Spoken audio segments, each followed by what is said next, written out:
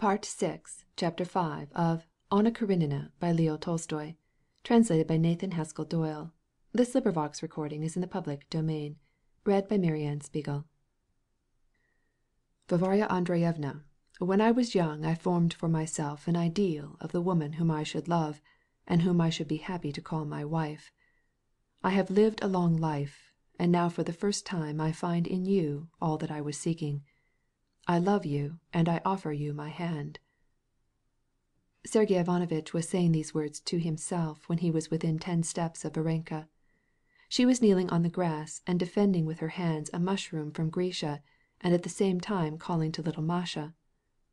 "Here, come here, little ones, lots of them," she cried in her deep, pleasant voice. Though she saw Sergey Ivanovitch approaching, she did not rise, nor did she change her position. But everything told him that she was aware of his presence and was glad. "Did you find any?" she asked, turning her sweet face toward him with a smile. "Not one," replied Sergey Ivanovitch. "And you?"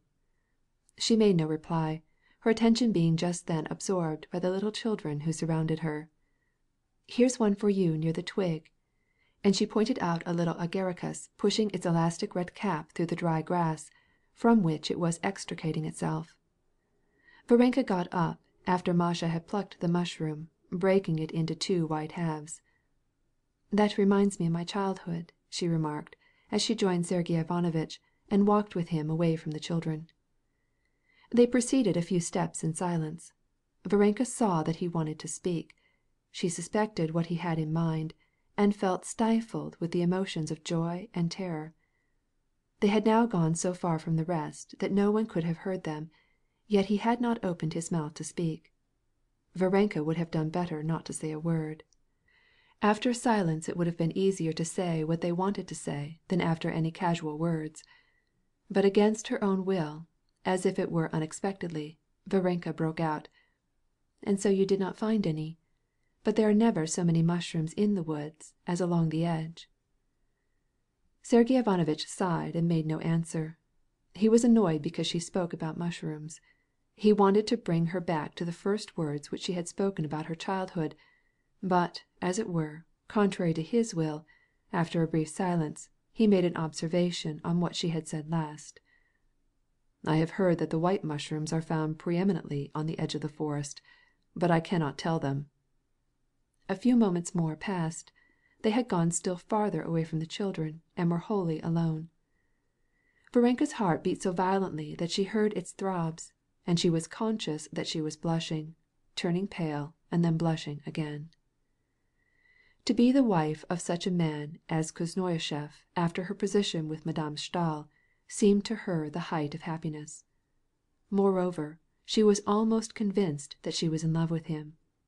And this was to be decided immediately. It was a terrible moment for her, terrible, both what he would say and what he would not say. Now, or never, it would have to be decided. Sergey Ivanovitch also felt this. Everything in Varenka's looks, in her heightened color, in the way she dropped her eyes, betrayed the most painful expectation. Sergey Ivanovitch saw this and was sorry for her. He even felt that he should wrong her if he kept silence. He made an effort to recall his recent arguments in favor of making the decision. He even repeated to himself the words in which he was going to couch his declaration.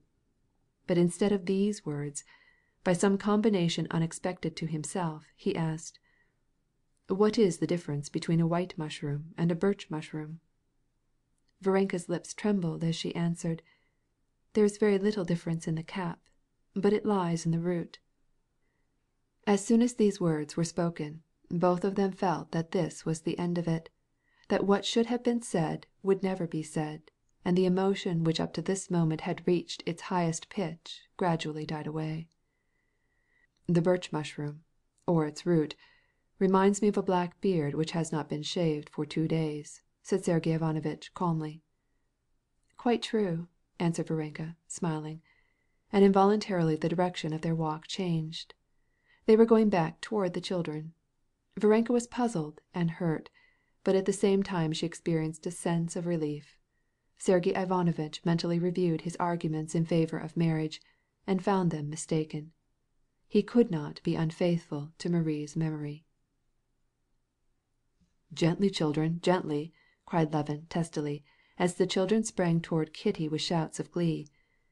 Behind the children came Sergey Ivanovitch and Varenka. Kitty needed not to question them. She knew by their calm and slightly mortified manner that the hope which she had been nursing would not be realized. "Well, how is it?" her husband asked when they returned to the house. "It will not happen," said Kitty, with a smile and manner which reminded him of her father, as Levin had often remarked to his delight. "Why won't it happen?" "This is why," said she, taking his hand, raising it to her mouth and touching it with her closed lips, "as people kiss a bishop's hand." "Which one has failed of it?" he asked, laughing. "Both. It must be so when—" "Here come the muzhiks." "No, not yet." Chapter 6